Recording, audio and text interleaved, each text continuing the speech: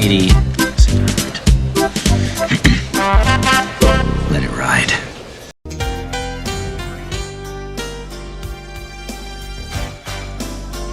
You can take me to the cleaners. Let It Ride is a 1989 comedy gambling film directed by Joe Picta that was one of 3 film adaptations from author Jay Cronley's novels. Richard Dreyfuss stars as Jay Trotter, a cab driver in Miami, Florida, who also happens to be a habitual gambler. Jay promises his wife Pam, played by Teri Garr, that he will scale back his gambling habits and help work on their marriage. I'm gonna take better care of myself. I won't nag. I'll always remember to call. I will not lose my temper in public anymore. I won't gamble so much. I won't worry so much about money. I won't worry so much about money. His friend and fellow cab driver Looney, played by David Johansen, who records the conversations of his passengers, finds out that 2 men have information about an upcoming horse race at the Hialeah Park racetrack, and it is a sure thing. Trotter, remember something? You gave up gambling. This isn't gambling. This would not be gambling. Gambling involves risk. It involves chance. It involves uncertainty. This is just taking advantage of an extraordinary business opportunity. After betting and winning several $100s, Trotter gets confident and approaches the men from whom he learned the tip.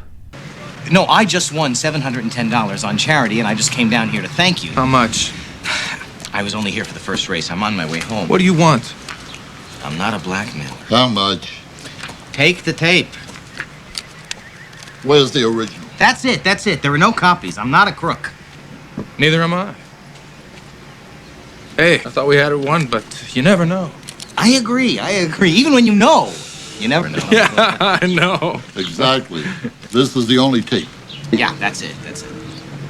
How'd you like that photo? Tense. Yes. Yes. You didn't make a copy. Just came down here to say hello. I'm on my way home. There's a horse in the 3rd race. After giving him more advice, he decides to place another bet. Trotter wins once again. Trotter senses that this could be his big lucky day and decides to let it ride. Back at home, his wife Pam chastises him after she had planned a romantic Saturday together to help fix their marital problems. You are making me hate you. I am not gambling. I am not gambling. I am winning. Liar, liar, pants on fire. No, really. I wouldn't kid you. I'm up $2,500. I'm having a very good day. Are you having a very good day? Well, good day this, baby. I'm calling my attorney, and you know what I'm going to tell him? I'm going to tell him to go for your balls. After Trotter is detained in a case of mistaken identity, he misses a race. When he is released, he realizes that he would have lost that bet.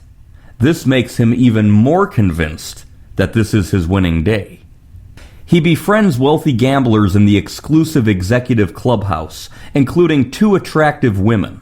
Wealthy married Mrs. Davis, played by Michelle Phillips. Has gambling affected your reputation? Honey, some people like to rub me for luck. Hurry up with that rum!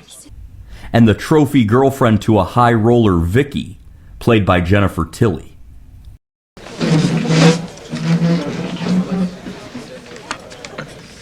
She's got very long legs. That's right. They go from my ass all the way to the floor. My legs.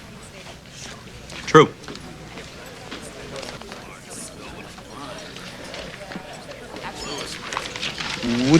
Would you like to drink, sir? Any wild turkey in season? Eventually, Pam shows up, skeptical of Trotter's lucky day. Why don't you give me the money for safekeeping? It's in my shoes. Give me the money. Trotter continues to let it ride, winning more and more, wondering if his luck will run out at home and at the track. Hi, honey. Don't, honey me. Besides, I'm drunk. Pam, you know that race? The one you left before? I've decided to become an alcoholic. You know, it's really the healthiest thing I've ever done for myself in my life. I won. We're pretty rich.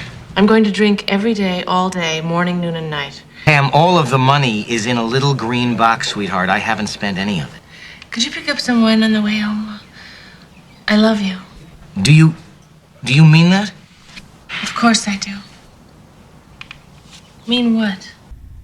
This film also stars Robbie Coltrane as the ticket agent and an adorable 22-year-old Cynthia Nixon as a very cute girlfriend of one of Trotter's gambling friends. This 1989 movie was the second of 3 consecutive films that were adapted from Jay Cronley's novels in 3 consecutive years. The other adaptations were 1988's Funny Farm and 1990's Quick Change. This movie was made and released about a decade after its source novel, Good Vibes, had first been published in 1979. Let It Ride was filmed between September and December of 1988, mostly at Florida's Hialeah Racetrack. The Hialeah Race Course is located in South Florida, and it was shot there during the track's off-season. Racing was also conducted at nearby Calder Race Course, and actor Richard Dreyfuss was spotted on several occasions, presumably researching his role as Jay Trotter.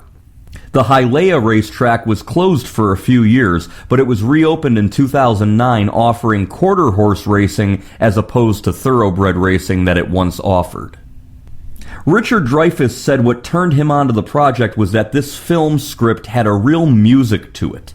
He said he didn't remember a movie that was as densely populated with great eccentric characters and everyone spoke with a funny eccentric voice.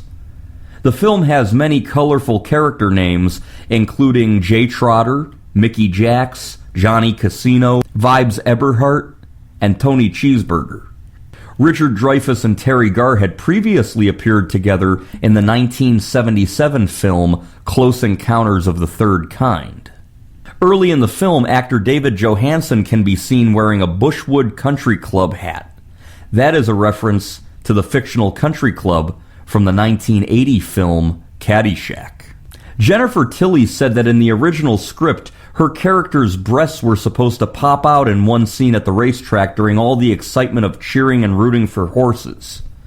Sadly, this did not occur in the finished film, as Jennifer Tilly suggested that they shouldn't pop out, but they do wobble and jiggle and bounce significantly during that scene. Released into theaters on August 18, 1989, Let It Ride was not a box office success. It grossed just $4.9 million on a budget of $18 million. One of the possible reasons for its low box office profit may be due to the fact that it was released during a very busy summer movie crowd of 1989. Let It Ride was released during the same time that theaters were showing Uncle Buck, When Harry Met Sally, Lethal Weapon 2, Turner and Hooch, Honey, I Shrunk the Kids, and Batman. I've always enjoyed the work of actor Richard Dreyfuss.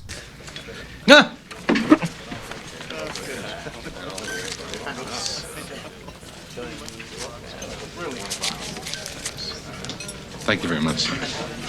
When I was a really little kid, I saw many movies he starred in, from Jaws to What About Bob, Stakeout. I remember in 1993 when another Stakeout came out. As a teenager, I saw more adult-oriented movies like The American President or Down and Out in Beverly Hills. I actually did not see Let It Ride until I was in my 30s, in the 2020s. Due to that, I never fully engrossed it the way I did a movie like What About Bob or Stakeout decade after decade. Nevertheless, I enjoyed this film, and I think over time it'll grow on me more and more. If you're looking for something to put you in a jovial mood, I recommend the 1989 comedy film Let It Ride. You can take me to the races again.